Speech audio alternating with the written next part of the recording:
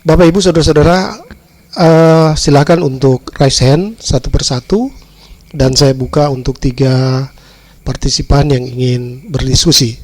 Ya, sambil kita menunggu ini Pak John, saya ingin coba mengklarifikasi, benarkah istilah yang dimaksud dispensasi itu berbeda dengan apa yang disebut dengan nubuat, itu ya.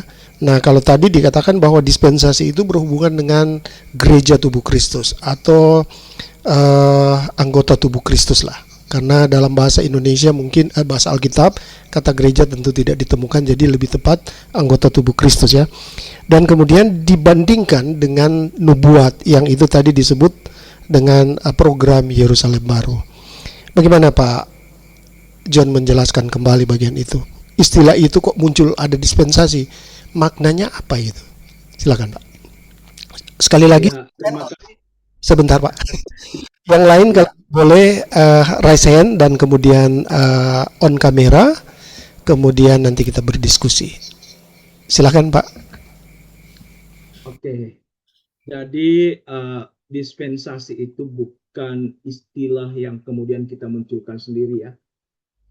Ada materi saya ajarkan kepada mahasiswa bagaimana dispensasi itu. Bahkan saya sementara menulis buku tentang dispensasi itu. Jadi kalau bicara dispensasi, kita tidak sekedar melihat Alkitab itu ditulis menurut waktu, gitu ya. Makanya mengapa terjadi perbedaan pandangan misalnya tentang 4 Injil pertama, Itu ada Injil Yohanes, Amel. ya. Ada yang mengatakan bahwa Injil Yohanes itu ditulis jauh setelah 13 surat Rasul Paulus ditulis. Itu benar. Oleh karena itu mereka mengklaim karena ditulisnya setelah 13 surat Rasul Paulus itu ditulis, maka mereka mengatakan bahwa Injil Yohanes itu seharusnya masuk dalam dispensasi anugerah. Harusnya menjadi Injil anugerah, Injil kasih karunia. Nanti kalau buku itu telah selesai, saudara nanti di sana akan menemukan bahwa bicara dispensasi itu bukan sekedar bicara waktu, tetapi dia lebih menekankan pada apa isi beritanya. Yang hebatnya adalah Yohanes sebagai penulis itu dia tetap konsisten menulis keadaan peristiwa yang terjadi sebelum Rasul Paulus menerima pengwahyuan langsung dari Allah. Sebelum ada penulisan 13 surat Rasul Paulus. Coba perhatikan bahwa para penulis ini karena bimbingan Roh Kudus, karena dikendalikan oleh Roh Kudus, maka mereka tetap konsisten bicara peristiwa sebelum Rasul Paulus ditangkap oleh Kristus. Oleh karena itu, Injil Yohanes tidak menjadi bagian dari Injil Anugerah. Tetapi Injil Yohanes itu masuk di dalam dispensasi sebelumnya sebagai bagian dari Injil Kerajaan. Seperti itu Bapak dan Ibu. Nah, kemudian ketika bicara dispensasi, apakah bicara cuma sekedar bukan nubuat?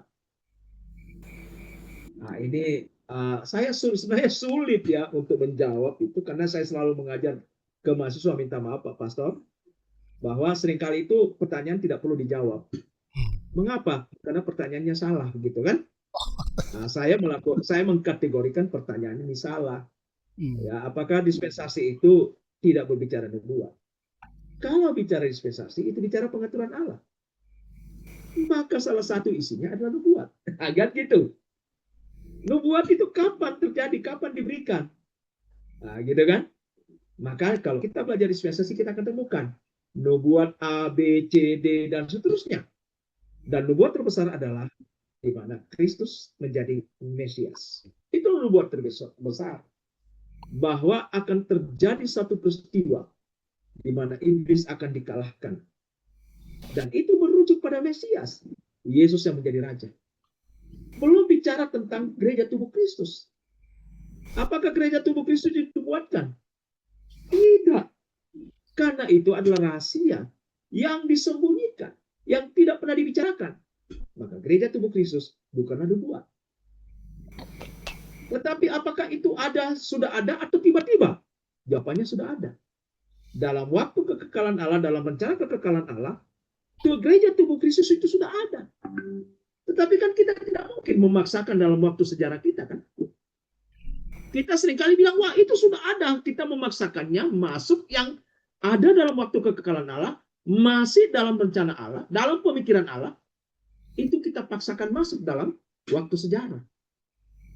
Seharusnya yang benar adalah kapan gereja tubuh Kristus itu dinyatakan, kapan gereja tubuh Kristus itu dibicarakan.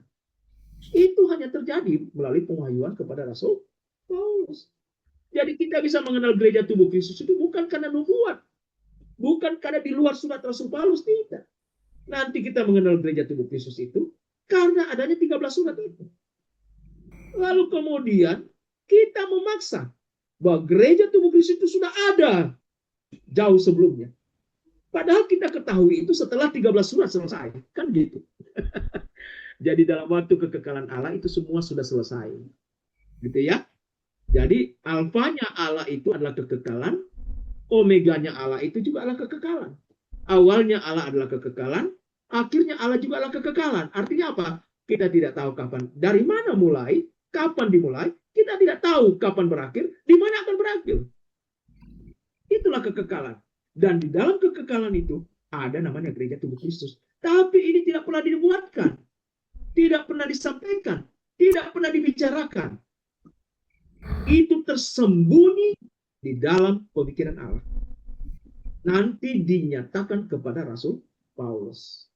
Oleh karena itu, ketika kita hormat pada teks, maka kita juga harus hormat pada kekekalan Allah, pada program yang Allah buat dalam kekekalannya. Kita ini bukan berada dalam waktu kekekalan Allah. Kita ini berada dalam waktu sejarah kita. Sehingga demikian kita mengenal gereja tubuh Kristus ketika sudah dinyatakan kepada Rasul Paulus. Kalau itu tidak dinyatakan, maka tidak mungkin kita mengenal gereja tubuh Kristus. Tapi ini kalau saja. Faktanya adalah bahwa Allah sudah menyatakannya kepada Rasul Paulus. Sehingga demikian, fakta itulah yang kemudian mengarahkan kita untuk mengakui bahwa gereja tubuh Kristus itu benar-benar ada. Itu literal. Demikian, Pak. Terima kasih. Terima kasih, Dr. Jody. Ini saya melihat di sini sudah ada yang on kamera, on mic ya. Kapten Jendri Adi Saputra Gandaria, Magister Teologi. Selamat malam, Cap. Silakan. Shalom. Terima kasih Pak Walda sebagai moderator. Terima kasih hambanya Dr. Pak Joni Pabisa, dan shalom buat kita semua yang sudah ada hadir di sini. Puji Tuhan.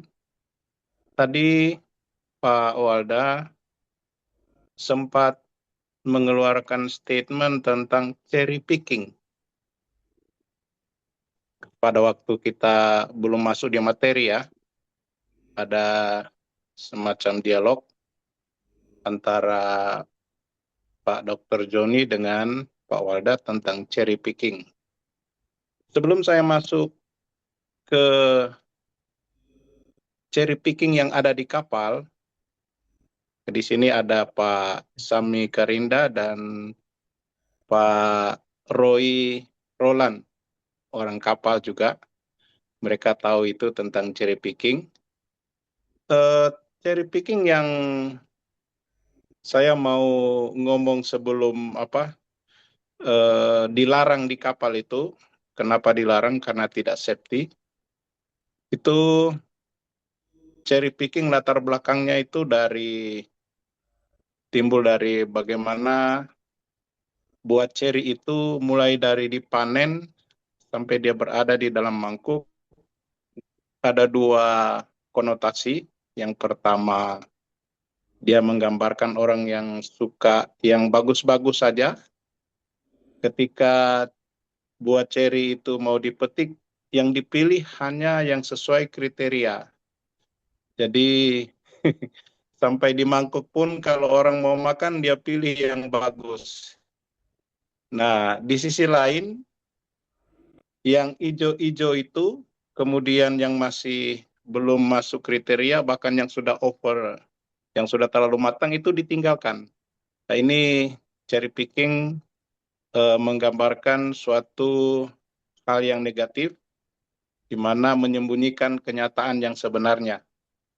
Itu cherry picking, dan boleh dilihat secara mungkin teologikal ketika seseorang membaca firman Tuhan itu, masih di dalam topik kita, membaca firman Tuhan dengan cara cherry picking, yaitu memilih-milih, bahkan kalau di dalam menyusun khotbah harus sangat hati-hati khotbah yang topikal, karena mencari bahasa atau kata statement yang sesuai dengan topiknya. Nah, ini yang harus kita hati-hati untuk membaca firman Tuhan ketika untuk menyusun satu khotbah. Sebaiknya dihindari seperti yang Pak Boni tadi sudah bilang, dan juga Pak Pastor Walda mengatakan tentang cherry picking. Tidak digalakkan itu di dalam menyusun satu khotbah atau membaca Alkitab, di dalam memilih-milih dalam istilah cherry picking. Nah, di kapal, kenapa itu dilarang? Karena sangat berbahaya. Mungkin saya kasih contoh di mobil saja ya. Di mobil itu saya melihat karena saya pernah ke Bitung, di Perikani sana, ada mereka memuat ikan secara curah. Nah, itu tidak dapat disebutkan cherry picking ketika kita mengambil. Tetapi ada yang di dalam kas atau di dalam peti atau di dalam tong. Nah, ketika mengambil ikan di dalam peti atau di dalam tong itu disebut cherry picking karena mencari mana yang dipilih yang bagus. Nah, di kapal juga begitu. Ada biasanya open container. Ini Pak Sami Karinda sangat mengerti tentang itu. Open container itu kadang-kadang diambil dengan kren. Nah, itu sangat berbahaya. Karena orang harus masuk ke situ, kemudian dia harus membantu untuk hook, mengaitkan itu barang itu yang ada di dalam open container. Kalau ombak goyang, orang bisa terjepit atau orang bisa kena sama, itu sampai dilarang.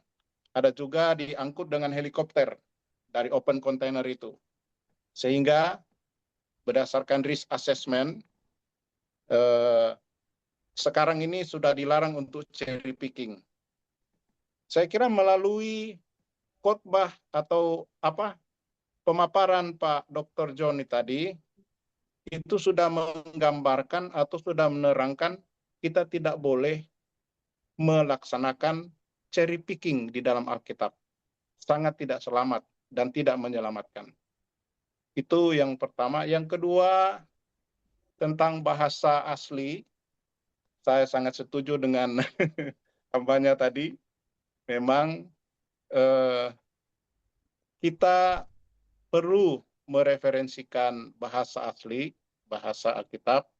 Untuk perjanjian baru tentunya bahasa Yunani, dan perjanjian lama bahasa Ibrani. Itu sangat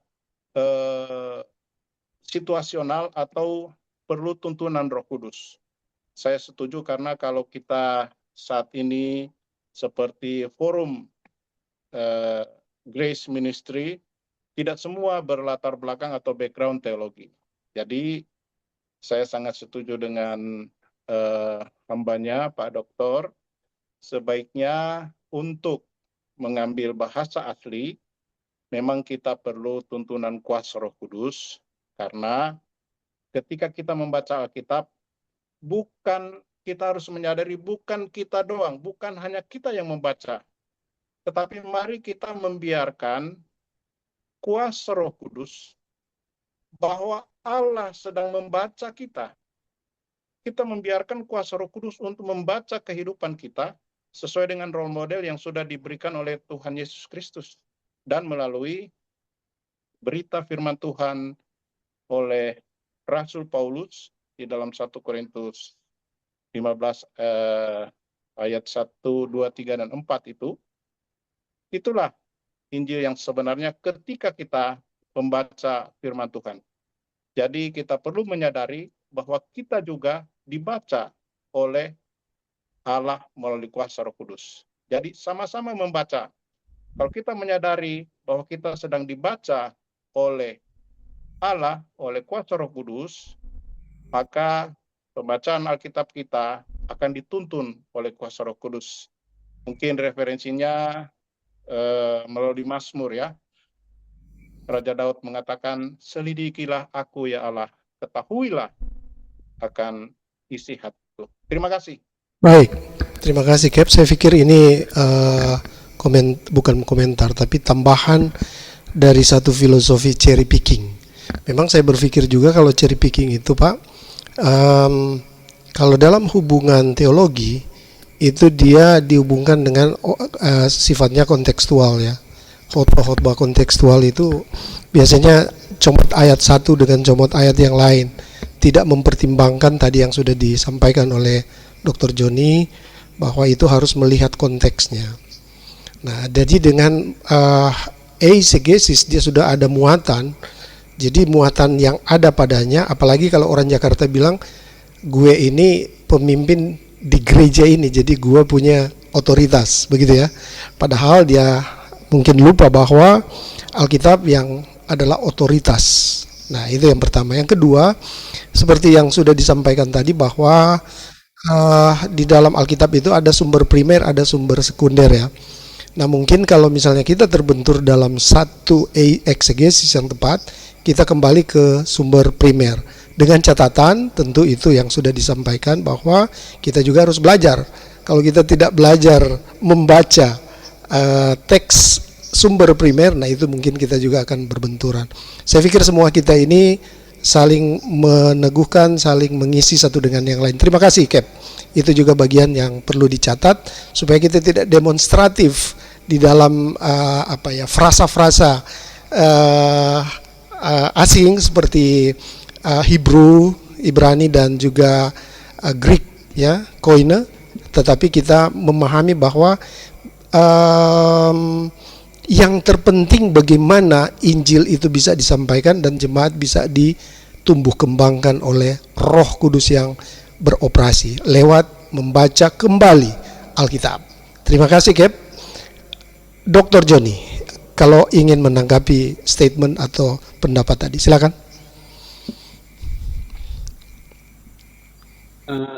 Saya justru harus berterima kasih ini, karena saya bukan orang kapal gitu ya. Dengan ilustrasi yang diberikan ini, wow, luar biasa menurut saya. Terima kasih Cap Henry. Inilah gunanya kita berbagi ilmu gitu ya.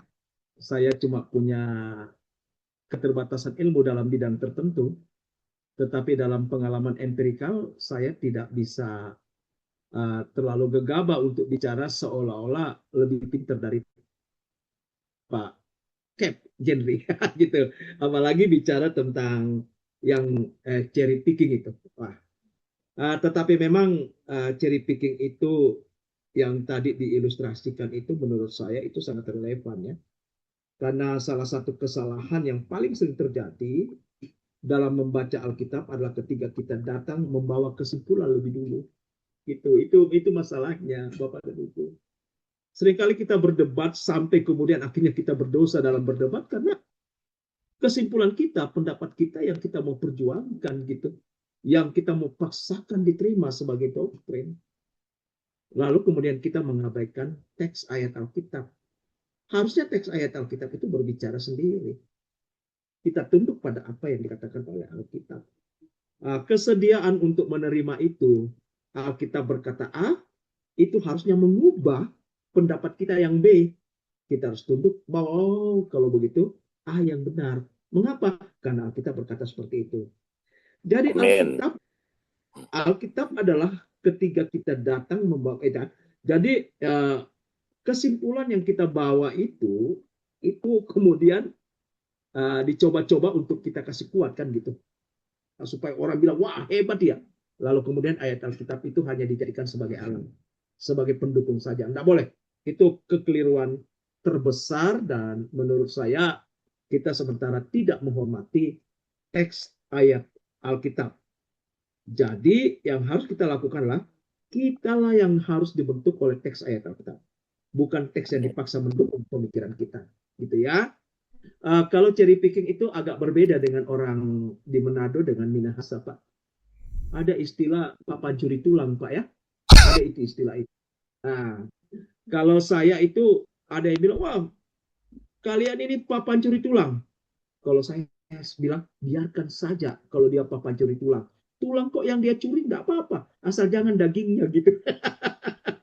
Kalau papan curi daging ini yang bahaya, dia tinggalkan tulang bagi kita. Tapi kan itu yang seringkali terjadi dalam pelayanan Bapak dan Ibu. Gitu ya. Jadi pengkhotbahnya, pengajarnya, penatuannya, siapa itu seringkali membawa dagingnya yang dia kasih tinggal tulangnya. Jadi jemaat itu tidak memiliki gizi yang cukup gitu ya. Tidak makan yang cukup, tidak cukup vitamin, tidak cukup gitu ya. Banyak sekali yang tidak cukupnya sehingga jemaat itu menjadi miskin roh, miskin pemahaman. Jemaat akhirnya ya gimana, kasihanlah gitu. Kita seringkali melayani, mengajar, berkhotbah itu untuk memuaskan diri kita karena kita sudah melaksanakan tanggung jawab itu. Padahal sebenarnya harus jauh lebih besar Bapak dan Ibu. Ketika Bapak-Bapak berkhotbah sementara melayani, pikirkan bahwa saudara ingin ditugaskan untuk menyampaikan apa pesan Allah kepada jemaat supaya jemaat itu semakin dekat pada Kristus. Itu yang harus terjadi dalam setiap khotbah kita. Jangan kita menawarkan sesuatu yang lain, Bapak dan Ibu. Atau kita membiarkan jemaat itu kebingungan, tidak boleh. Oleh karena itu, mengapa saya tawarkan 8 tahap ya menjadi pola baku di dalam membaca Alkitab. Sehingga kalau kita melakukan 8 tahap itu, maka kita akan bisa meminimalisir pertengkaran di antara kita. Kita bertengkar, kita menuding si A salah, si B benar, si C salah, dan seterusnya. Kita bertengkar sampai hari ini tidak selesai. Tapi saya ingin katakan kepada Bapak dan Ibu, kalaupun pertengkaran itu tidak selesai, ayat Alkitab tidak pernah berubah karena kita bertengkar. Gitu ya. Saudara berpendapat A, berpendapat B, berpendapat C, tetapi ayat Alkitab tidak akan pernah berubah oleh karena kita berbeda pendapat, tidak akan pernah berubah. Oleh karena itu, mari kita tunduk saja pada teks ayat Alkitab sebenarnya. Amin. Kita akan mencoba berspekulasi. Karena kalau kita berspekulasi, maka kita menjadikan teks ayat Alkitab itu sebagai ilmu pengetahuan. Bukan sebagai wahyu Allah yang mengajar, menyatakan kesalahan, mendidik orang dalam kebenaran. Bukan. Kapan kita berspekulasi, maka ayat Alkitab kita turunkan jauh ke bawah menjadi sama dengan ilmu pengetahuan. Ilmu pengetahuan itu berkembang karena dimulai dengan spekulasi, Bapak dan Ibu. Gitu ya. Kita bisa bicara tentang ilmu pengetahuan. Kalau tidak ada spekulasi, tidak ada ilmu pengetahuan. Gitu ya. Itu kata orang duniawi. Tetapi kalau kita kembali kepada Alkitab, maka kita akan menemukan sebenarnya banyak sekali ilmu di dalam Alkitab tanpa kita perlu spekulasi. Oleh karena itu, ilmu pengetahuan silakan berkembang, metode silakan berkembang, tetapi yang pasti itu harus sesuai dengan Alkitab. Kalau tidak sesuai dengan Alkitab, maka ilmu pengetahuan, metode apapun itu bisa kita tolak atau kita tidak terima. Kalau sudah sesuai dengan Alkitab, ayo gaspol. Itu kata orang sekarang. Lanjutkan saja. Ya. Terima kasih Pak Cap Jendri yang sudah memberikan ilustrasi yang sangat menarik, penjelasan yang sangat menarik. Walaupun dimulai dari Pastor Walda, tapi ternyata yang dipikirkan oleh Pastor Walda itu sangat bersifat khusus, ya, di bidang ilmu teologi. Tetapi kemudian Cap Jendri menyampaikan dalam contoh empirikalnya. Wah, ternyata berbahaya sekali. Gitu. Demikian, terima kasih. Baik, terima kasih Captain Jendri dan juga Dr. Joni. Ini saya lihat sudah ada yang on kamera Pak Melvin Sinain ya. Dan saya melihat juga di Iya. sana ada yang mewakili gereja ini Pak. Ada gereja Alkitab dan juga ada Iya. gereja Injili Kasih Karunia Makedonia ya. Ini mungkin di bawah komandannya pendeta Charles Simamora. Saya menuju ke Pak Melvin. Silakan Pak. Oke, selamat malam, selamat berkenalan, dan ini kayaknya sudah kedua kali saya ikut, dan itu juga saya tahu dari teman saya Pak Jendri. Nama saya Calvin Sinain, tapi ini nama anak saya. Rupanya saya pakai tadi di mobil saya baru pulang dari ada acara gereja Korea yang berafiliasi ke sinode kami, jadi sebagai sinode kami hadir, jadi saya ikut di mobil ini. Saya berlihat, saya tanya Pak Henry, ini mulai jam berapa? Nah, saya sudah selesai di jalan, lalu saya coba ikut. Nah, saya ikut waktu Pak Dr. Joni bicara soal 8 itu. Nanti tolong di posting ke saya Pak ya, supaya saya juga ingin tahu itu apa 8 itu. Tapi saya hanya ingin yang akan share Pak Dokter. ya di share ya, supaya kita saling mengisi, memperkaya wawasan dan sebagainya. Hanya saya ikutin terus bagaimana cara baca kitab, bagaimana ini dan sebagainya. Nah, saya ini dosen homiletika, expository preaching. Jadi betul-betul kemarin Pak, ini kemarin ada anak-anak muda datang tanya tentang menyangkut masalah pertanyaan begini. Ini kan kita perkembangan teknologi. Apakah semua apa di Alkitab itu bisa berubah? Saya bilang nggak bisa. Kitab Kejadian 1 sampai dengan Wahyu 22 itu sudah final. Titik komanya pun tidak boleh, satu iota pun tidak boleh hilang. Jadi kalau berani ngomong yang lain,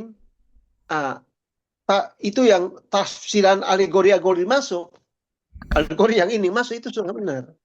Jadi tadi betul, tadi Pak Joni sudah sampaikan, harus perhatikan bahasa aslinya. Memang kita belajar bahasa asli itu bukan bahasa percakapan, tapi pemahaman istilah. Nah, kemarin saya jelaskan buat anak-anak muda dan bertanya ini, saya bilang, coba, kata ini sudah beda. Kalau kita, bahasa Indonesia kita bukanlah kitab salah. Bukan salah, tapi bahasa kita itu memang agak ini. Nah, kalau kita perhatikan dari kata Ibraninya, udah beda lagi. Iya kan? Kalau kita lihat dari bahasa aslinya Yunaninya, dengan bahasa Indonesia juga agak ini lagi. Jadi untuk menemukan makna yang sebenarnya harus lihat bahasa aslinya. Terus tadi Pak yang ngomong itu packing itu ya. Saya kira di satu sisi kan itu pengemasan hal-hal yang ini kan. Nah, saya pikir begini, kalau kami di gereja kami Bapak, kami punya tema tahunan.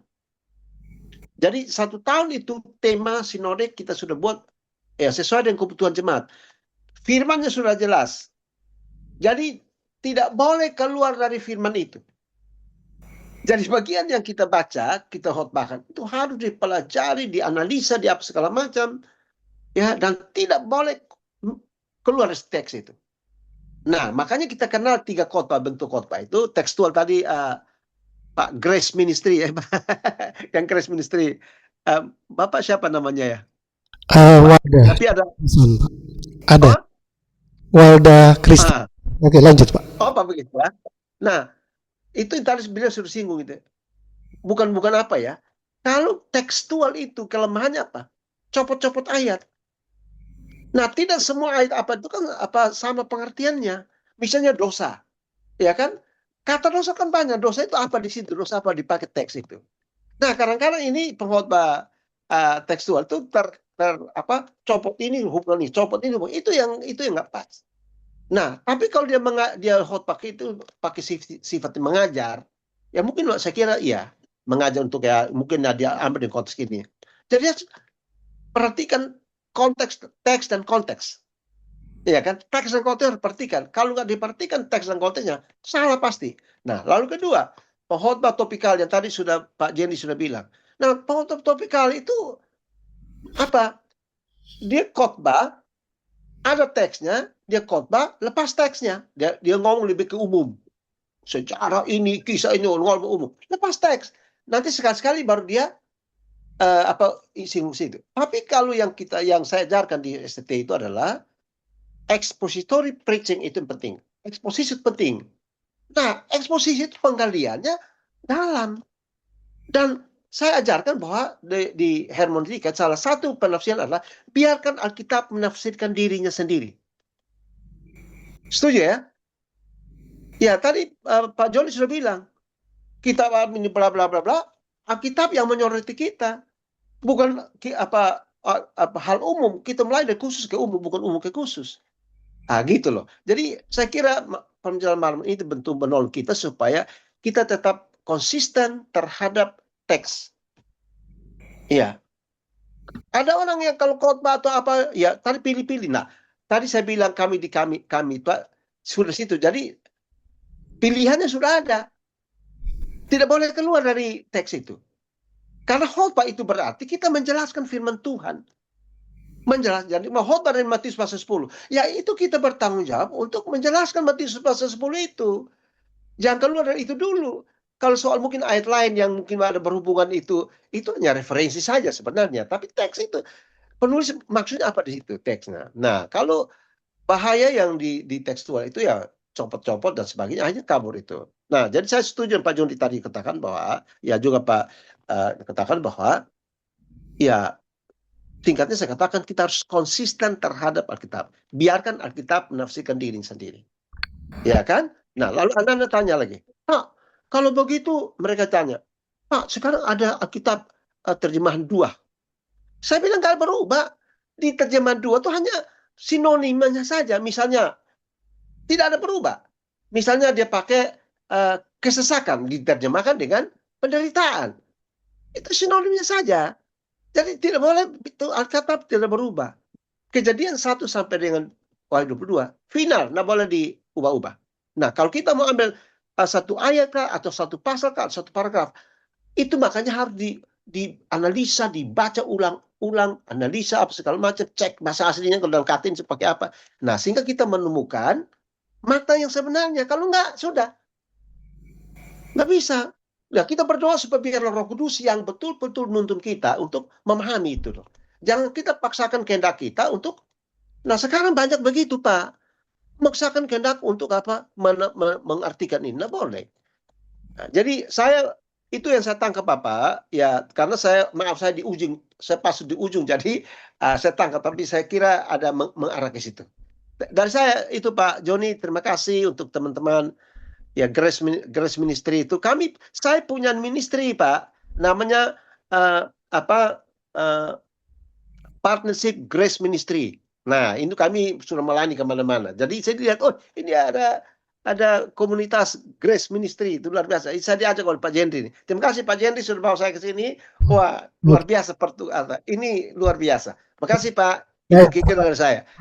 Yang pasti saya tidak salah kalau panggil Sinayan.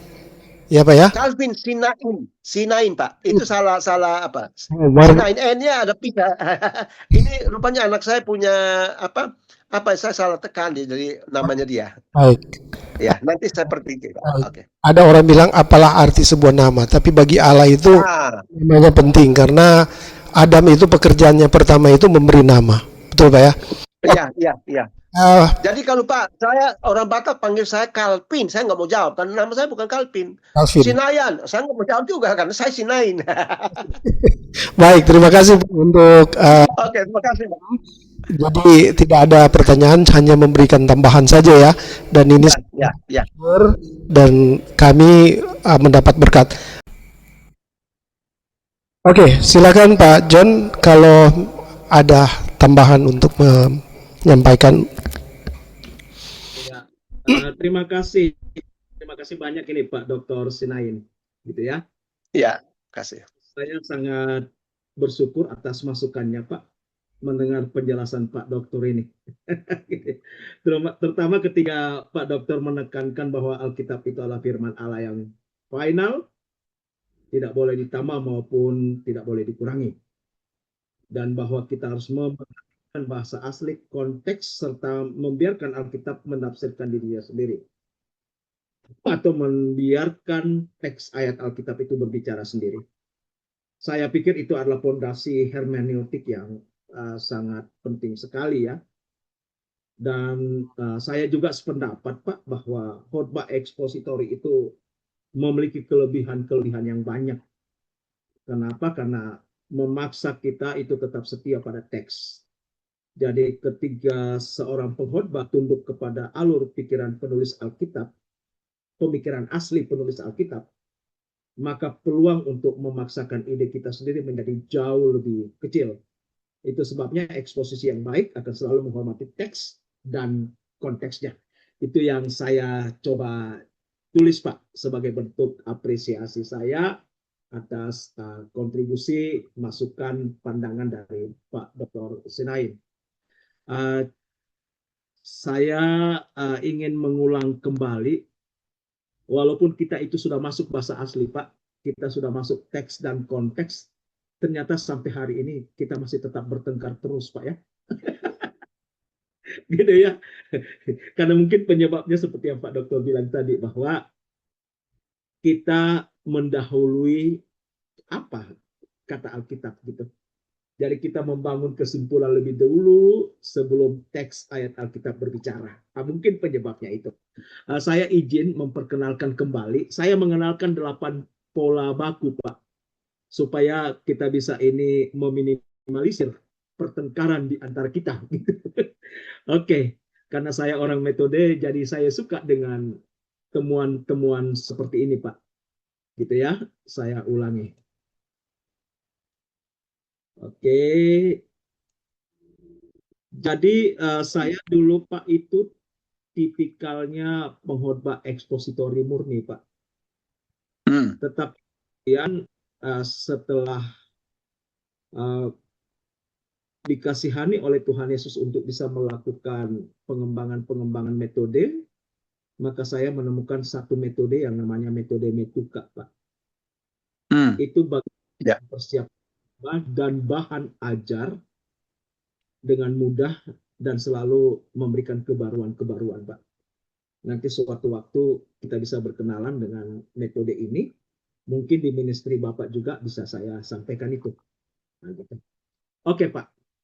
Jadi ketika kita bicara tentang bagaimana membaca Alkitab secara bertanggung jawab, maka saya menawarkan 8 pola ini Pak, 8 tahapan ini Pak. Tahap 1 itu masalah Pak. Gitu ya. Saya ulang. Apa yang akan kita uji dari teks ayat Alkitab itu? Sama kan ketika kita mau berkhotbah, kita berkhotbah beberapa ayat misalnya. Kalau ekspositori kan itu biasanya satu perikop Pak ya. Tetapi kalau perikopnya juga banyak ayat Alkitabnya Pak, ini yang repot Pak. Gitu ya. Bahkan ada teman itu yang dikenal sebagai pengkhotbah 8 poin Pak. Wah, pengkhotbahnya hebat sekali. Jadi ketika dia berkhotbah dengan semangat sekali, dia kemudian mengatakan poin pertama, bla bla bla, dia jelaskan itu panjang lebar. Poin kedua, dia jelaskan panjang lebar. Poin ketiga, dia jelaskan panjang lebar. Poin keempat, dia jelaskan panjang lebar. Setelah selesai poin 4, dia bilang, saudara-saudara, saya undang saudara-saudara untuk berdiri dan kita akan menyanyi. Jemaat pikir Pak sudah selesai. Nah, setelah selesai menyanyi, dipersilakan jemaat duduk dan dia bilang, poin kelima. Dia lanjut lagi sampai poin ke-8. Wah, khotbahnya sangat panjang sekali. Tapi saya sebenarnya setuju, Pak. Gereja itu harus mulai membiasakan jemaatnya mendengar khotbah-khotbah panjang, Pak. Karena sekarang itu mulai ada kecenderungan khotbah itu kalau boleh singkat-singkat saja gitu. Bahkan ketika sudah berkhotbah, karena kita sudah tetapkan 30 menit saja, 30 menit itu orang sudah mulai lihat jam-jam. Rata-rata para pemimpin yang sudah melihat jam, kasih kode kepada pengkhotbah, selesai saja gitu. Nah, gitu kan? Padahal saya justru punya cita-cita, Pak, kalau boleh jemaat itu bisa bertahan sekalipun pengkhotbah itu berkhotbah 2 jam, Pak. Karena ini belajar Alkitab, Pak. Gitu kan? Dan memang kalau mau 2 jam, Pak, itu harus membuat jemaat tidak bosan, Pak. Gitu ya. Jangan khotbahnya menjadi tidak jelas, putar sana, putar sini. maunya ke Manado, tapi kok putarnya lewat Filipina, lewat Papua. Ini susah ini Pak, gitu kan? Oke, jadi ada ini 3 tahapan pertama itu saya sebut sebagai masalah. Tahap kedua kita lihat teksnya, tahap ketiga kita lihat bahasa aslinya Pak. Nah, ini persoalan bahasa asli kan tidak semua. Jemaat kita ini tidak semua mahasiswa teologi. Dan gereja itu tidak boleh dijadikan sebagai kampus Pak. Itu ya. Kita harus sepakat gereja adalah gereja. Di mana tidak ada di sana bicara dosen, tidak ada bicara pejabat struktural di sana dan seterusnya. Gereja adalah gereja, tempat di mana berkat-berkat Tuhan itu tertabur di sana. Jadi saya selalu mengatakan gereja harus menjadi rumah berkat. Jadi setiap orang datang ke gereja, mau ke gereja lagi ini, aduh gitu kan? Nah, seringkali begitu Pak. Tetapi saya ingin mengatakan, mari kita punya semangat yang sama.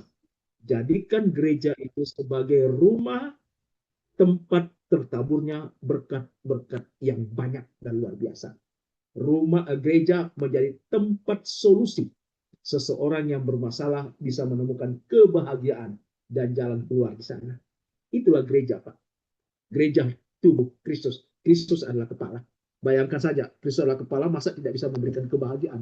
Tapi seringkali kita lupa Pak ya, dalam mengelola gereja itu kita lah yang jadi kepala. Gitu ya. Majelisnya itu dianggap sebagai yang berkuasa atas jemaat. Jemaat itu kita tidak perlu berkuasa atas jemaat. Kita justru harus menjadi gembala atas jemaat. Gembala itu tugasnya kasih makan. Kalau ada domba yang keluar kandang dia tarik masuk. Dia bagaimana membuat domba ini tidak stres dan lain-lain. Nah, kalau kita jadikan kita sebagai penguasa seringkali membuat jemaat jadi stres gitu. Apalagi kalau kita salah mengajar. Oke. Ini bahasa asli. Ini kita akui ada keterbatasan pada jemaat. Oleh karena itu saya memberikan tools, Pak. Pak Dokter, tolong diteliti, Pak, tools yang saya berikan. Ada di chat Zoom ini. Silakan dibuka, Pak. Dan kalau suatu waktu menemukan hal-hal yang tujuannya bisa meningkatkan, silakan Pak diberikan masukan kepada saya. Namanya juga tools, Pak, alat bantu. Gitu kan? Nah, itu punya kekurangan, tetapi juga punya kelebihan. Kalau tidak ada kekurangannya, syukurlah. Tetapi namanya juga buatan manusia, pasti ada kurangnya. Gitu. Cuma sampai hari ini saya masih menikmati keuntungannya, Pak. Nah, gitu ya. Oke, lalu kemudian tahap 4 sampai tahap 8, Pak. Kita sudah bicara sampai konteks. Pak Dokter sudah memberikan pandangannya yang luar biasa sampai di tahap 4 ini. Tetapi saya menambahkan tambahan lagi, Pak, ada 4 lagi. Ini dispensasi, Pak.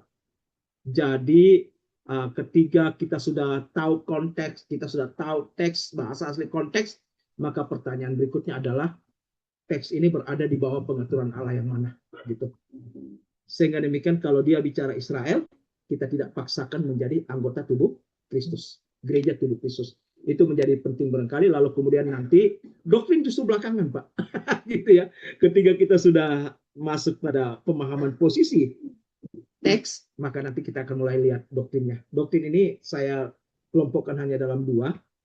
Kebenaran vertikal, kebenaran yang memang harus diberlakukan pada saat itu, dan ada kebenaran horizontal, Pak. Nah, kebenaran horizontal itu terkait dengan prinsip-prinsip karakter Allah, natur Allah, gitu. Lalu kemudian nanti ada aktualisasi dalam refleksi. Silakan ini dipelajari, Pak. Mudah-mudahan bisa menjadi berkat. Dan kalau ada masukan lagi, silakan, Pak. Paling tidak ini pola yang bisa ditawarkan kepada kita, sehingga kita bisa membaca Alkitab dengan tepat, dengan benar, supaya kita tidak papan curi daging. Gitu ya. Ya, kita tidak papan curi daging. Kita semua kalau ada daging, mari kita membagi daging itu. Kita kalau ada vitamin, mari kita membagi semua vitamin itu, sehingga semua cukup vitamin, cukup makan, semua bisa sehat. Karena sehat rohani, sehat ajaran, itu menjadi sesuatu yang sangat penting. Terima kasih Pak Dr. Sinain. Moga-moga ini juga bisa menjadi berkat bagi kita semua. Terima kasih, Tuhan semua berkati. Tanggapi sedikit Pak ya, khususnya di tahap 4 itu semua sudah bagus. Tahap 4 itu benar sekali. Kadang-kadang pengkhotbah itu cepat-cepat untuk menyimpulkan sesuatu. Dia harus melihat teks dulu. Siapa penulisnya, kondisinya seperti apa. Nah, kadang-kadang dia sudah langsung ke aplikasinya. Lihat dulu. Iya kan? Misalnya Paulus menulis surat kepada jemaat di Filipi. Dia teksnya apa? Apa tujuannya, kepada siapa surat itu? Ya kan? Kepada siapa dia kirim? Dalam situasi bagaimana dia sampaikan? Untuk tujuannya apa? Itu dulu. Nah, kalau banyak pengkhotbah tidak memahami itu, dia langsung saja. Ya, dia langsung saja, itu nggak bisa begitu. Kalau dari segi prinsip homiletika ya, dan itu tidak bisa begitu langsung. Tapi kita lihat dulu teksnya apa, tujuannya apa. Jadi apa? Karena orang khotbah langsung ya nggak bisa. Kita harus mengerti bahwa surat ini penulisnya siapa, ya tujuannya ditujukan kepada siapa. Nah, nanti baru implikasinya kita ambil poinnya, pelajaran rohani buat kita tuh apa gitu loh. Nah, jadi itu penting. Saya kira itu bagus sekali, Pak. Nanti saya ini juga saya lihat empat itu semua udah pas itu, Pak. Pas, Pak. Bagus. Iya. Bagus. Saya ini ada sempat berdiskusi dengan teman ya Pak, misalnya sorga itu Pak. Dia mengatakan sorga itu ada 3 tingkat Pak. Sorga kedua, sorga tingkat 3. Karena terpengaruh dengan penglihatan Rasul Paulus Pak pada langit yang ketiga itu. Gitu ya. Ya. Kemudian saya tanya, sorga tingkat 1 itu teksnya mana gitu. Dari kata langit itu Pak. Iya, langit ya. Kalau kata langit itu, dia bilang coba lihat kamus. Kamus itu juga berarti sorga. Nah gitu kan, langit berarti sorga. Saya bilang ada 3 di sana itu arti langit gitu. Tapi mengapa kamu pilih yang sorga? Kamu tidak memilih langit artinya langit gitu. Gitu kan Pak. Sehingga saya mengatakan teks itu kita harus lihat aslinya seperti apa. Lalu kita harus memahami apa yang ada dalam pikiran penulis pada waktu menulis kata langit. Gitu. Apakah yang dia maksud itu adalah sorga atau memang langit cakrawala itu? Mengapa cakrawala kemudian kita klaim sebagai langit? Karena alasan kamus semata. Kamus itu kan berkembang, dinamikanya berkembang dan seterusnya, dan belum tentu kamus itu bisa semuanya ada dalam pikiran penulis pada waktu itu. Nah, sehingga saya bilang kondisi existingnya menjadi penting. Saya orang yang menolak Pak itu istilah sorga tingkat 1, sorga tingkat 2 Pak. Karena embel-embelnya adalah bahwa iblis juga bisa ada di sorga. Itu ya Pak ya. Nah, itu bahayanya karena kalau kita mengikuti mengartikan teks yang ada dalam pikiran penulis itu masuk dalam perkembangan kamus sampai hari ini. Nah, itu bahaya sekali kan. Nah, termasuk TB2 apa semua itu saya mengamini itu adalah dinamika. Oleh karena itu kalau kita tidak mau salah di dalam menemukan maknanya, maka kita harus selalu ke teks asli. Persoalannya adalah jemaat kita itu tidak semuanya mahasiswa teologi. Mereka orang awam yang jauh lebih banyak jumlahnya daripada mahasiswa teologi. Nah, dengan begitu kita perlu tools. Kita berikan alat bantu kepada jemaat supaya jemaat itu bisa mendapatkan informasi tentang bahasa aslinya. Nah, tools ini harus bertanggung jawab. Harus bisa memberikan garansi kepada jemaat bahwa dengan tools ini mereka dapat vitamin yang sehat. Saya menawarkan tools Pak dan dalam chat ini. Dan mudah-mudahan tools ini adalah vitamin yang sehat untuk kita semua. Demikian, terima kasih Pak Dokter. Tuhan Yesus memberkati. Oke, baik Pak. Terima kasih juga untuk Pak, saya jangan salah sebut lagi ya, Sinain ya, Pak Sinain. Bapak Ibu, saudara-saudara yang ingin juga bertanya, kami masih membuka ruang untuk diskusi dan langsung saja on kamera dan juga unmute ya. Silakan. Sambil menunggu ini Pak John. Kalau tadi disebut bahwa ada horizontal vertikal. Nah, tadi kan menyebut bahwa horizontal itu adalah 66 kitab. Artinya itu dimasukkan dalam konteks horizontal 66 bisa berfungsi atau bisa dibaca, bisa dipelajari untuk segala zaman, termasuk sampai di zaman kekinian yang kalau disebut tadi sebagai zaman anugerah. Sementara 13 kitab itu adalah kitab yang ditulis oleh Paulus ketika dia dipilih, dipisahkan, kemudian untuk pelayanan bagi Gentiles gitu ya, orang-orang yang tidak bersunat. Nah, bagaimana Bapak bisa menjelaskan lebih jelas, tegas untuk bagian pemisahan itu dalam konteks rightly dividing the word of truth. Jadi tidak hanya membagi secara kitab, tapi juga membagi secara program. Silakan Pak. Ya, terima kasih. Ketika masih kuliah, Pak, saya justru diberikan kami tawaran-tawaran oleh dosen kami, ada sekian banyak, dan teman-teman saya itu tidak ada, teman kuliah itu tidak ada yang memilih teologi dispensasi, Pak. Dan saya memilih itu untuk saya presentasikan dan melakukan penelusuran sekitar 6 bulan, hampir 6 bulan tentang materi itu. Dan dinamika perkembangan dispensasional itu banyak ragam, Pak. Ada yang 2, ada yang 5, ada yang 7, 7-nya pun ada yang berbeda, Pak, gitu ya. Saya memahami 7 yang bentuknya A, tapi ada juga 7 yang bentuknya B, gitu ya. Oke.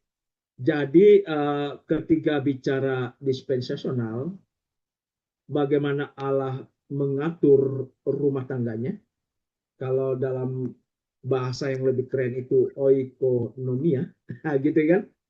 Bagaimana Allah melakukan pengaturan? Siapa yang melakukan pengaturan? Allah sendiri. Bagaimana Allah melakukan pembedaan? Siapa yang melakukan pembedaan? Allah sendiri. Ketika kita belajar membaca Alkitab dengan tepat, maka kita akan menemukan pembedaan yang Allah buat sendiri, pengaturan yang Allah buat sendiri.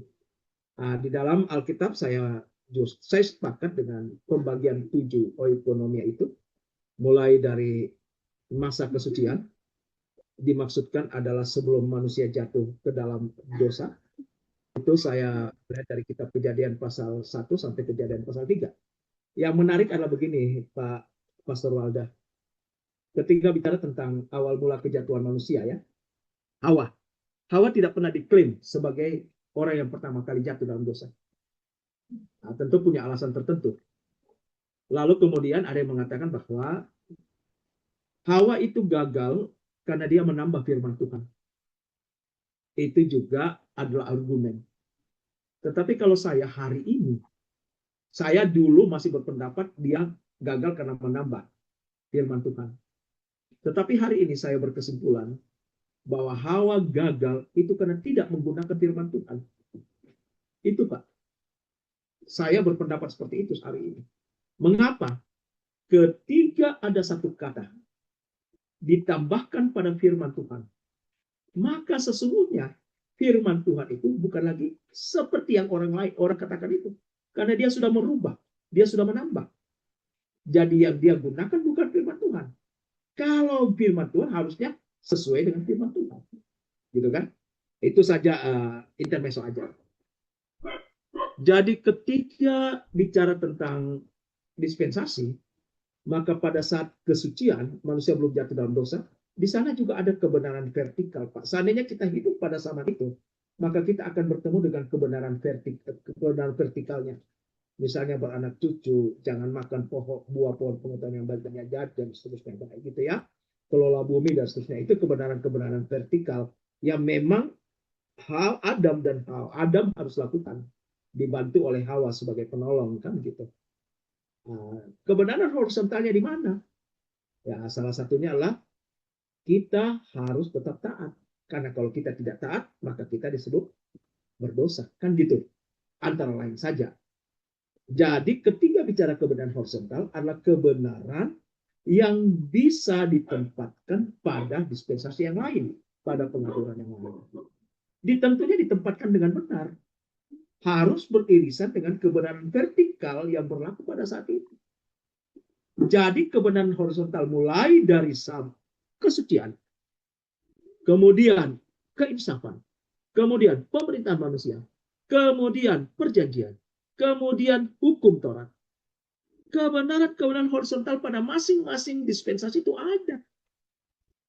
Kita bisa tempatkan di masa anugerah asal ditempatkan dengan benar. Oleh karena itu, saya selalu mengatakan, ketika kita mau menempatkan kebenaran horizontal itu hari ini, maka itu perlu kerja keras, perlu kerja ekstra, perlu kerja cerdas. Kita harus hati-hati. Karena itu bukan memindahkan teks, bukan memindahkan mandat, tapi kita bicara tentang apa prinsip Allah dalam dispensasi itu. Kebenaran natur Allah. Apa yang Allah pikirkan pada waktu itu. Tentang Allah kita mau pindahkan secara benar pada dispensasi yang lain. Jadi itu yang tentang kebenaran horizontal. Jadi dispensasi tidak identik dengan kebenaran horizontal.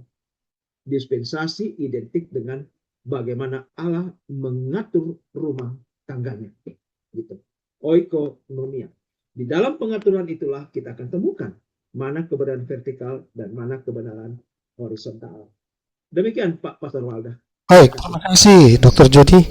Saya temukan justru di sini prinsip yang saya pikir ini substansial ya. Jangan tambah dan jangan kurang firman kebenaran ya. Itu seperti yang ada di dalam Wahyu juga kan. Jadi pengalaman yang terjadi antara Adam atau Hawa dengan Yesus dua hal yang berbeda. Nah ini yang tadi sudah dikutip bahwa ketika Hawa menambahkan atau mengurangkan, itu bukan di situ persoalannya. Tetapi ketika dia tidak menggunakan Alkitab secara hakiki, maka disitulah kejatuhan. Sementara ketika iblis menggoda Yesus, ada tiga aspek mungkin Pak ya. Dari sisi secara tubuh ketika dia lapar, dari sisi rohani, spiritual, dan juga dari sisi jiwa, kehormatan dan sebagainya, itu juga diuji. Dan ketika Yesus memberi pertanggungjawaban, itu pertanggungjawaban firman Tuhan, sekalipun dia itu adalah juga en arche en hologos, ya kan? Padahal dia juga adalah logos atau firman itu sendiri. Baik, terima kasih Pak Dr. Joni. Kita masih ada kurang lebih sekitar 10 menit ke depan. Bapak Ibu yang ingin bertanya, menambahkan tapi dalam konteks topik yang ada, silakan. Ini saya ada penatua perdana, lalu baru ada Ibu Arianje ini yang mengemendai ya, komandan Hope of Glory, Ibu Anje. Ada juga dari GA, ini GA Gereja Alkitab Anugerah. Ini kalau boleh tahu siapa? Ini sekarang penatua perdana Dalawa. Silakan.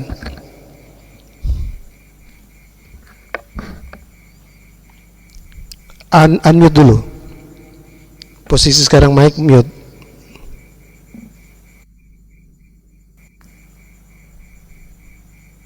Silakan Pak Dani, mau menambahkan, mau? Oke. Pak, saya monitor aja. Oh, Tuhan berkati. terima kasih Ibu Arianje. Pak Selamat berkati. Dani belum ya? Oke, begitu saya ke Pak Sinain. Oke, silakan Pak. Oke. Tadi sudah dibahas soal itu ya. Kemenangan Yesus itu terletak pada dia menghormati, dia menggunakan Alkitab secara vertikal. Coba lihat. Jadi tadi Bapak ngomong sudah betul. Ujian pertama adalah, jadi ada 3 kunci, 3 pintu iblis pakai untuk menghancurkan kita orang beriman. Ya, dimulai contohnya Yesus. Yang pertama ujiannya melalui pintu apa? Tubuhnya.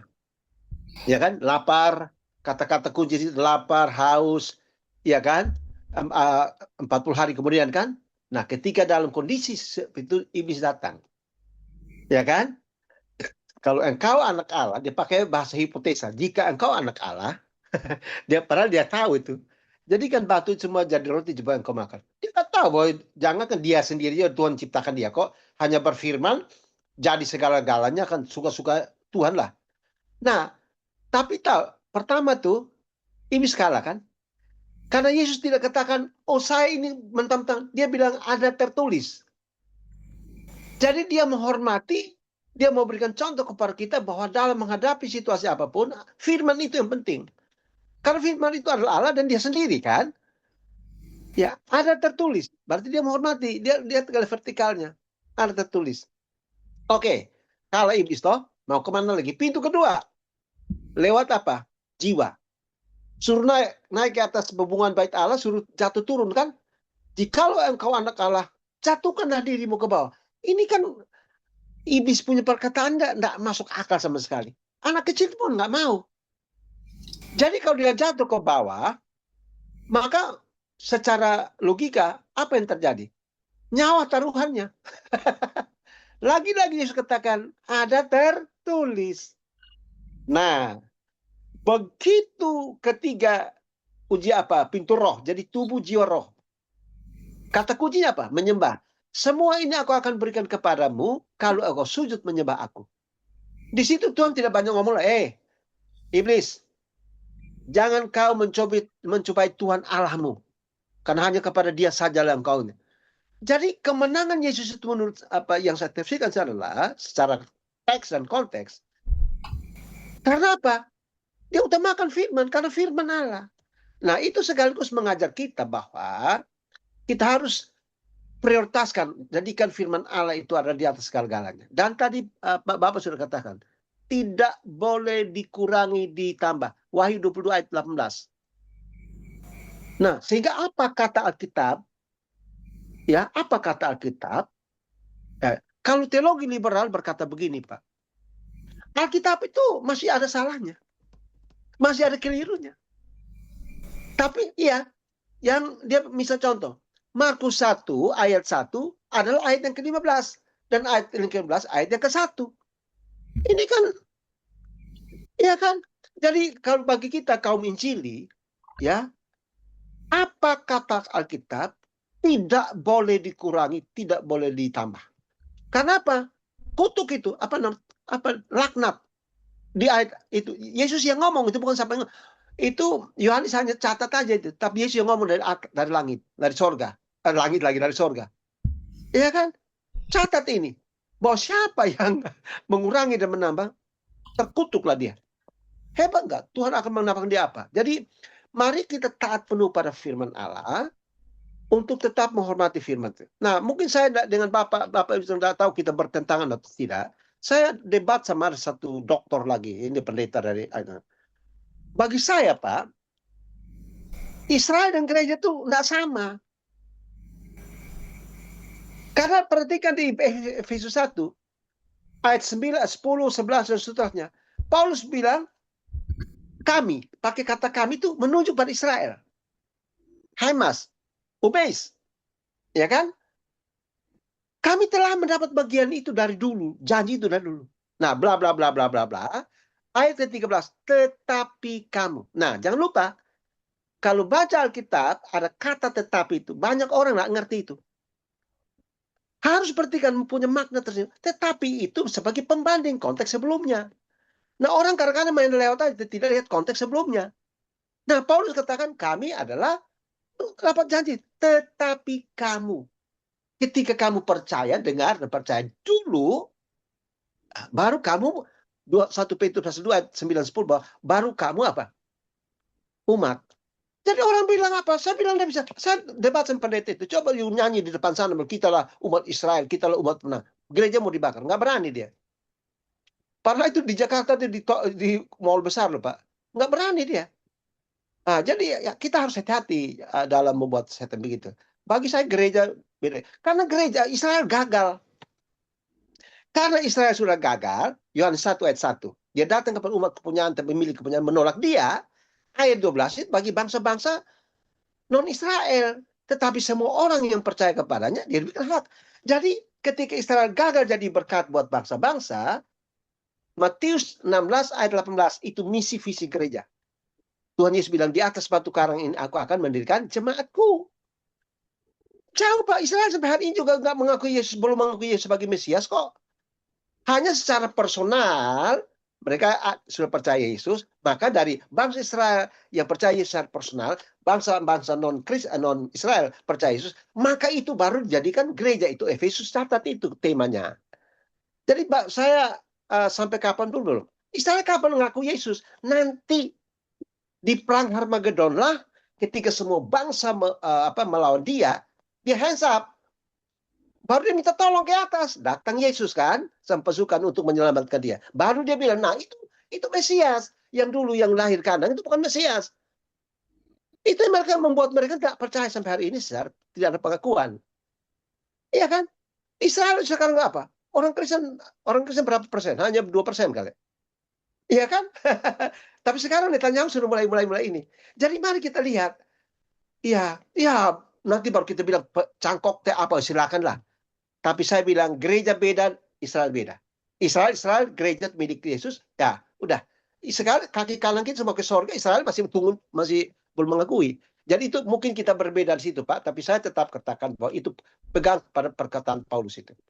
Dia teks aksi kata kami dan kamu dia gunakan untuk siapa? Oke. Itu Pak ya. Ya Pak. Terima kasih. Pak Sinain. Aduh, ini saya mesti eja ini, Pak. Sinain, Pak. Sinain. Jadi Sinain. Ingat aja, Gunung Sinai itu punya saya, Pak. Hanya N-nya di belakang. Kalau Sinai, Ambon. Sinai, Ambon.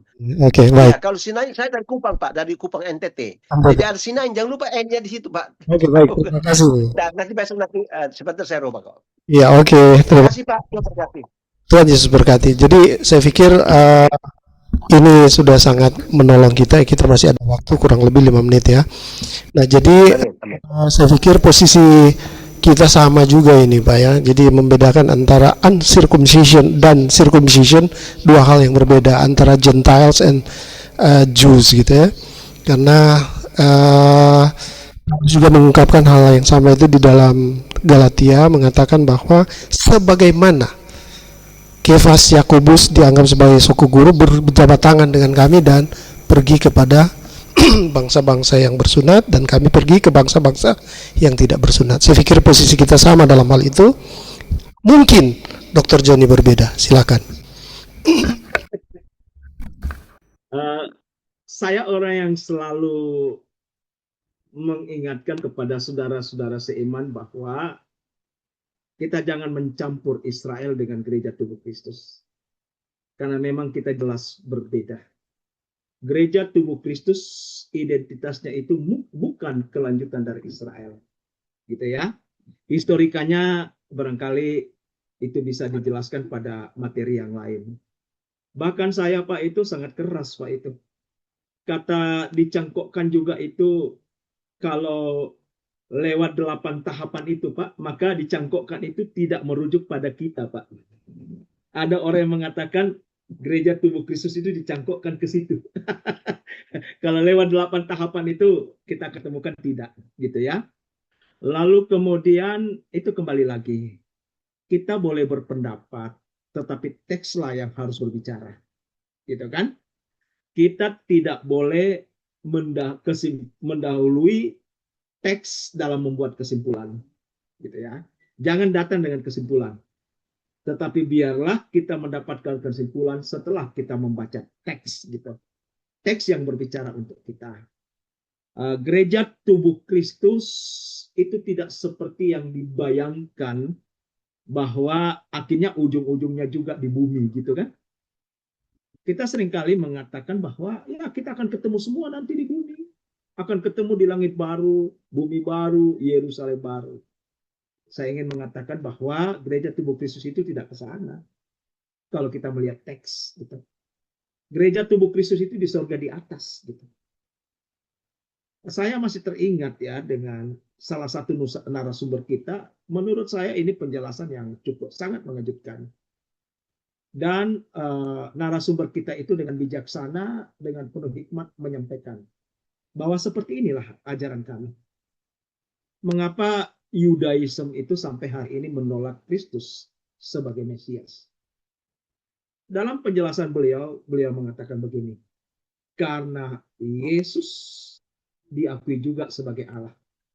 Itu yang menyebabkan mereka tidak menerima Yesus adalah Mesias yang dijanjikan.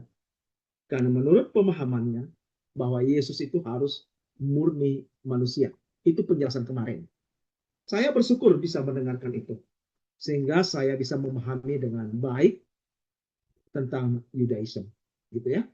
Tetapi itulah dinamika namanya. Gitu. Dan kita tidak boleh marah dengan pemahaman-pemahaman seperti itu. Kita boleh berdiskusi, dan ketika teks berbicara, maka kita pasti akan ketemu kebenarannya. Oleh karena itu, mari kita mengedepankan teks berbicara. Jangan kesimpulan kita mendahului pembuktian teks. Terkait dengan penggunaan strategi-strategi dalam Matius dan seterusnya, kembali lagi, kalau kita mengikuti 8 tahapan yang saya tawarkan sebagai pola baku, maka kita akan bisa melihat bagaimana posisi-posisi teks itu di dalam perjalanan Allah mengatur rumah tangganya. Sehingga demikian nanti kita akan dapatkan bagaimana teks sendiri berbicara bahwa ini untuk Israel, ini untuk gereja tubuh Kristus. Tetapi pada saat yang sama, kita akan bisa menemukan juga dengan 8 pola tahapan baku itu, kita akan menemukan kebenaran-kebenaran horizontal dari teks yang dimaksud. Nah, saya selalu mengatakan ketika kita mau mendapatkan kebenaran horizontal, maka kita harus ekstra hati-hati. Kita jangan terlalu gegabah gitu. Karena ada yang mengartikan kebenaran horizontal itu adalah memindahkan teks ayat Alkitab ke masa kini. Tidak seperti itu. Kita perlu gali, harta karunnya kita temukan, kita tempatkan secara benar di hari ini, dan kita melihat apa irisannya dengan kebenaran vertikal hari ini. Disitulah PR besarnya Bapak dan Ibu. Gitu ya. Nah, PR besar ini kita bisa atasi jikalau kita bisa kembali belajar membaca Alkitab dengan 8 tahapan baku yang saya tawarkan tadi. Demikian, terima kasih untuk Pak Dr. Sinain yang sudah memberikan pencerahan-pencerahan, ya. Dan minta tolong Pak Dr. Sinain untuk link yang saya sudah share itu bisa mungkin dijadikan referensi juga untuk bisa mengenal kami lebih jauh, gitu ya. Bukan kamu. Saya bersyukur ini Pak Jendri yang bawa saya ke sini. Hanya sayangnya kalau hari Minggu itu biasa ibadah malam Pak. Jadi kadang-kadang saya waktunya ya.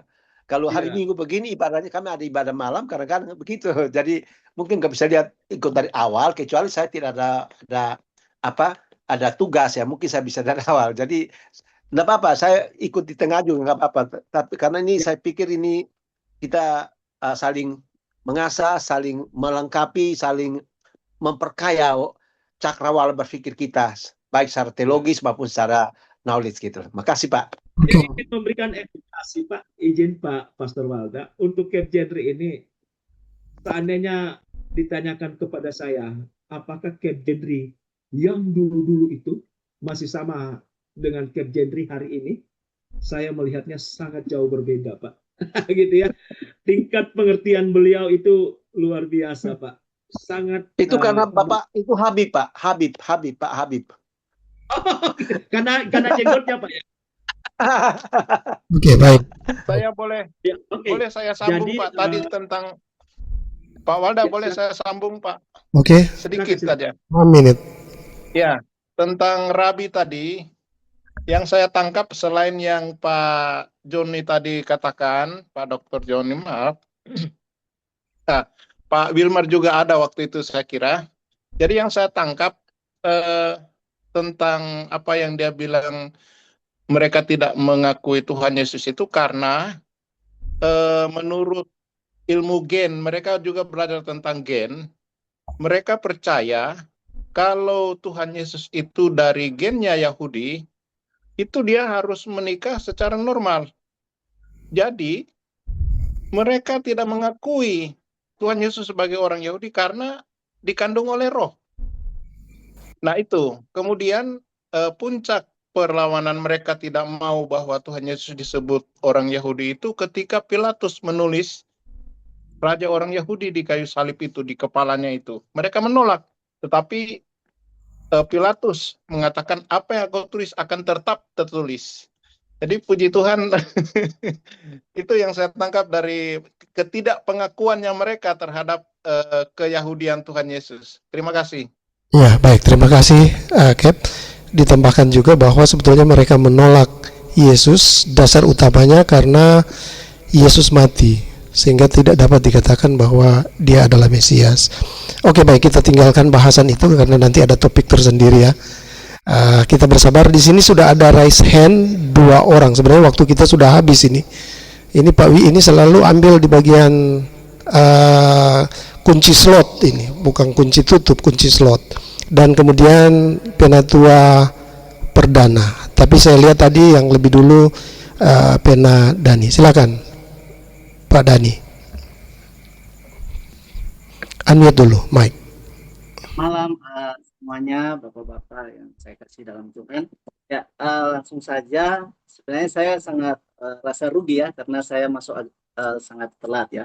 Tapi saya melihat dengan dari topik yang ada dan juga saya dengar ada tawaran yang disampaikan oleh pemateri, yaitu 8 tahapan baku, dan saya juga cukup kenal dengan pemateri Bapak Doktor, Bapak Penatua bersama satu gereja. Saya dengan penjelasan yang bisa saya tangkap sedikit. Nah, ini sangat menarik bahwa memang ketika kita membaca Alkitab itu dari topik di sini belajar kembali membaca Alkitab. Ya, tadi juga ada penyampaian dari Bapak Malvin, salam kenal ya. Ya, sangat menarik bahwa memang ketika melihat gereja dan Israel itu dikatakan berbeda. Ya, dan ketika orang membaca Alkitab itu Kejadian sampai Wahyu, ketika orang menerapkan kebenaran-kebenaran di sana akan menjadi sangat rancu atau bisa kita anggap bertentangan itu firman Tuhan yang orang baca ketika kita tidak bisa menggali, memahami dengan benar. Tetapi saya teringat seorang guru atau pengajar juga yang mengatakan bahwa manusia itu memang sangat suka untuk mengkategorikan sesuatu, mencoba mengelompokkan sesuatu atau mengkotak-kotakan sesuatu. Nah, tetapi dia ingatkan bahwa jangan sampai apa yang kita kategorikan atau kita kelompokkan itu kita terapkan kepada Allah, karena Allah tidak bisa kita kotak-kotakan ya. It's okay kalau dalam penerapan kita manusia, ya kan? Kita bisa mengkotak-kotakan, dan memang firman Tuhan menyuruh bahwa kita harus membagi secara tepat dan benar, dan itu tentunya pemateri sudah menyampaikan itu. Tetapi dalam pandangan kita kepada Allah, kita tidak bisa kotak-kotakan Allah seperti itu. Kalau kita bilang kita alergi dengan bahwa Allah itu adalah raja, ya kan? Ketika kita melihat bahwa kita secara gereja saat ini Yesus Kristus sebagai kepala gereja, lalu kita menjadi alergi dengan dia sebagai raja, dia benar adalah raja. Nah, itu karena kita membawa pemahaman kita yang kita kotak-kotakan itu kepada Allah. Nah, tetapi ketika kita membaca Alkitab, saya pikir bahwa 8 tahapan yang sudah disampaikan akan sangat baik sekali. Ya, dan saya sedang membaca Yesaya pasal 38 di mana ini sebagai contoh saja, di mana berbicara tentang Raja Hizkia yang sakit, lalu kemudian dia berdoa, lalu kemudian Tuhan mengadakan mujizat kesembuhan. Apakah pada zaman sekarang ketika orang sakit, orang berdoa kepada Tuhan, dan kebenaran ini kita bisa tarik langsung terapkan kepada kita? Saya pikir tidak seperti itu kan. Nah, sangat menarik. Sehingga memang materi ini saya percaya bahwa bagaimana orang harus memiliki satu sistematika di dalam untuk membagi secara tepat dan benar firman Tuhan, sehingga benar-benar itu menjadi berkat. Tadi sudah disampaikan ada kebenaran horizontal dan kebenaran vertikal yang boleh orang kenal dan boleh orang pahami. Itu mungkin dari saya. Terima kasih. Baik, saya pikir ini bukan pertanyaan ya, tapi ini satu perenungan yang disampaikan oleh Penatua Dani. Pak, tahan aja. kita gabung saja dengan Pak Pastor Wilmar mungkin ya, sebelum menjawab pertanyaan sebelum menanggapi. Silakan Pak Pastor Wilmar. Kalau Pak Dani karena tadi bilang bahwa satu gereja, sudah nanti share juga dia kopi setengah kok sampai sore itu. Bercanda, tapi nanti kurang lebih seperti. Silakan Pak Wi, mau sampaikan sesuatu. Pak Dirjen, ya sebenarnya saya tidak berkomentar malam hari ini karena saya menikmati materi malam hari ini dengan topik belajar kembali membaca Alkitab. Karena memang topik ini sangat-sangat penting di dalam homiletika yang didahului oleh hermeneutik, karena belajar membaca Alkitab itu adalah langkah utama yang paling sangat penting menentukan hasil tafsiran yang benar dan tepat. Jadi saya menikmati sekali, makanya sebenarnya saya tidak ada komentar, tapi karena saya melihat ada komentar yang menggelitik saya, memang ternyata saya harus memberikan pandangan juga ini. Ya, jadi belajar membaca Alkitab ini kadang memang kita, setelah saya juga mengamati, rata-rata kita para pembelajar Alkitab ini sudah memiliki premis ketika kita mau menafsir Alkitab. Apalagi dengan maraknya tools-tools sekarang ini yang berbasis kecerdasan buatan. Nah, akhirnya para pembelajar Alkitab, apalagi yang mau menyiapkan khotbah, dia sudah tidak lagi mengikuti langkah belajar kembali membaca Alkitab ini. Ya kan, sehingga premis itu yang sudah duluan ada atau tadi yang disampaikan oleh Pak Dr. Joni adalah kesimpulan yang mendahului pembuktian. Itu yang dimaksud dengan premis. Artinya dia sudah ada anggapan dasar, ada anggapan yang dianggap benar sebagai landasan kesimpulan. Nah, jadi sudah ada premis duluan yang disebut dengan eisegesis kalau di dalam penafsiran, bukan eksegesis. Ya, nah ini yang paling berbahaya. Nah, sehingga memang terkadang teori dengan praktek, nah praktek ini agak susah kita mau menerapkan teori tadi, ya. Dan di dalam kita membaca untuk mendapatkan sebuah makna di dalam sebuah teks yang sedang kita tafsir. Padahal memang sebenarnya membaca itu adalah kuncinya. Jadi membaca berulang-ulang.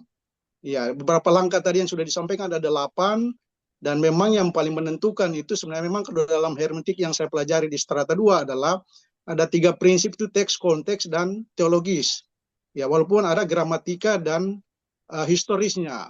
Ya, tapi yang 3 itu yang paling menentukan. Nah, oleh karena itu belajar membaca Alkitab ini, nah saya memang sudah membaca Alkitab dari Kejadian sampai Wahyu. Saya coba lagi kita Wahyu, saya coba lagi mulai sekarang dari Kitab Perjanjian Baru, Kitab Matius baru selesai tadi pagi, pasal 28. Nah, terkadang saya membaca satu pasal saja, satu ayat itu saya harus berulang-ulang sampai 2 jam, 1 jam, 2 jam untuk mengerti maksud dari ayat teks di dalam ayat itu. Jadi harus membaca berulang-ulang. Nah, sehingga memang setelah saya mendengar komentar-komentar kita malam hari ini, memang ternyata teori dengan praktek beda, ya. Teori begitu gampang kita berkata, tetapi dalam prakteknya ada agak kesulitan. Sehingga ada contoh-contoh tadi yang disampaikan, termasuk oleh Pak Dr. Sinain, tentang Efesus 2, ayat 12, kata kami itu. Nah, kalau kita konsen belajar membaca Alkitab, dan kita konsen bahwa teks harus berbicara, nah maka kata kami di situ, kalau kita lihat dari ayat 1, pasal 1, bahkan sampai pasal 6 Efesus, itu kata we us di situ, hemas itu, diganti secara dipakai oleh Paulus secara bergantian, dan itu menunjuk kepada jemaat Efesus sebenarnya dengan Paulus. Jadi dia tidak merujuk kepada Israel. Nah ini kalau kita konsentrasi belajar membaca Alkitab dengan baik. Jadi kata hemas itu dipakai secara berulang kali, secara bergantian dari King James-nya we us, yang merujuk kepada jemaat Efesus dan Paulus sendiri sebenarnya. Nah ini yang makanya saya berpikir, wah terkadang memang prakteknya agak susah dari teorinya. Ya, ketika kita belajar untuk membaca Alkitab. Nah beberapa waktu kemarin juga kami ada diskusi tentang kata suami dari satu istri dalam 1 Timotius 3 ayat 2. Nah memang kita harus mengakui bahwa ternyata memang dalam teologi ini satu pokok masalah kita akan ada 2 pandangan yang berbeda. Sehingga ayat 2 dalam 1 Timotius 3 itu kadang ada orang berpandangan bahwa ternyata boleh orang yang tidak bersuami menjadi penilik jemaat. Tapi kalau kita konsentrasi belajar membaca Alkitab dengan baik, maka sebenarnya suami dari satu istri kalau memang orang yang sudah bersuami harus menjadi penilik. Ya, karena di ayat 1 Timotius 3 ini contoh saja, ini maksudnya saya angkat ini ya, berhubungan dengan topik malam hari ini, belajar kembali membaca Alkitab. Nah, ketika orang berpandangan bahwa ternyata orang yang bujang bisa menjadi penilik, tapi teksnya tidak berbicara begitu di dalam ayat 2. Makanya saya bilang, ayat 2 1 Timotius 3 itu sudah dipenuhi, bukan akan dipenuhi. Nah, kenapa sudah terpenuhi? Karena di ayat 1 pasal 3 1 Timotius itu orang menginginkan jabatan rohani penilik itu. Nah, disinilah perbedaan kita, bagaimana kita belajar membaca Alkitab, ternyata yang membedakan adalah cara nalar kita yang berbeda. Padahal memang teorinya teks harus berbicara. Dan di mana-mana orang mengajarkan hermeneutik, teks harus berbicara, apalagi ditambah dengan konteks. Tapi ternyata yang membedakan kita adalah cara menalar kita. Ya, jadi mungkin bukan pertanyaan malam hari ini, tapi saya tergelitik saja karena memang topik malam hari ini sangat bagus, makanya saya menikmati karena memang belajar membaca Alkitab adalah kunci sehingga kita terhindar dari premis-premis. Iya. Itu saja Pak Sekjen. Terima kasih. Terima kasih Pastor Wilmar Yanis, Magister Teologi. Memang itu yang sudah beberapa kali saya sempat sampaikan, bahwa kitab Kejadian ini cuma salah satu contoh saja. Ini tentu berbeda konteksnya. Kitab Kejadian itu bagian dari kitab Pentatuk, 5 kitab Torah yang diajarkan oleh Musa. Nah, khusus untuk kitab Kejadian itu adalah bentuknya adalah kitab yang membuat kesimpulan di awal, kemudian conclusion, ya, kemudian dia menguraikan, sehingga ada berapa kali Allah menciptakan dan kemudian dia mengulang kembali, gitu ya. Nah, itu cuma salah satu contoh. Kemudian yang saya ingin sampaikan juga, jadi begini Pak Wi, Torah itu memiliki 70 wajah katanya oleh orang-orang filsafat Ibrani, ya, 70 wajah. Kenapa? Karena Torah itu juga memiliki beberapa pandangan, seperti dulu itu antara Shema dan Hilal mengenai yang tadi kan itu. Jadi dua tokoh guru atau rabi ini juga memiliki pandangan yang berbeda dan tajam, begitu ya. Oke, kita tidak masuk di situ Pak. Saya pikir ini hanya angkat ilustrasi. Nah, saya kembali ke Dr. Joni. Jadi dua partisipan tadi, baik Penatua Dani maupun Pastor Wilmar, tidak memberikan pertanyaan tapi memberikan komentar. So, apa jawabmu? Jadi kedua hambanya ini adalah aset dalam pelayanan, ya. Kalau Pak Penatua Perdana Dalawa itu saya selalu mengatakan beliau adalah aset gereja gitu. Harus diberikan ruang yang luas untuk bisa berkembang dan semakin maju. Dan salah satu keunggulan dari beliau juga kekasannya adalah mau belajar. Tapi ada satu peningkatan yang terjadi, saya lihat setelah banyak belajar, beliau sudah jauh lebih tenang dalam hidupnya. Gitu ya. Kalau Pak Pastor Wilmar ini aset dalam pelayanan, ya. Sehingga kalau beliau mendukung Belanda, saya kira cocok dengan cara berpikir beliau, gitu ya. Walaupun Belanda itu udah keok di awal gitu, nggak apa-apa, tapi Pak Wilmarnya tetap tampil prima sampai hari ini, gitu ya. Kalau dulu Dan saya sangat senang sekali dengan pemikiran kritis beliau, dan seringkali pemikiran kritis beliau itu selalu saya langsung telusuri Pak. Walaupun saya tidak memberikan jawaban, tidak memberikan respon, tetapi itu menjadi bahan bagi saya suatu waktu. Kalau bertemu dengan beliau, saya akan perlihatkan ini jawabannya, gitu. Gitu ya. Tetapi beliau itu sangat luar biasa. Pemikiran-pemikiran beliau itu menjadi penting, menjadi catatan-catatan kita untuk bisa bertumbuh. Terima kasih Pak Pastor Wilmar. Terima kasih Pak Penatua Perdana Dalawa sudah memberikan. Cuman kalau saya Pak saya sekarang itu tidak mau membuang mutiara kepada babi Pak. Gitu. Lalu kemudian tidak ingin menyampaikan sesuatu yang akhirnya membingungkan orang gitu. Nah, contoh misalnya dalam penginjilan, Pak, itu saya selalu bicara tentang sorga di atas, Pak. Saya selalu bicara tentang itu, Pak. Ya, ketika saya mengenalkan kasih Kristus, kasih Allah, ya, yang sudah diberikan melalui Yesus Kristus, kalau percaya tidak binasa melainkan beroleh hidup yang kekal, saya selalu memberikan penegasan, Pak, bahwa Kristus itu bukan hanya hadir di bumi, tetapi dia juga bukan hadir di bumi dan kemudian dia nikmat di bumi, tetapi dia juga adalah sosok yang mau mati, dikuburkan dan bangkit. Saya harus tuntas menyampaikan itu, Pak.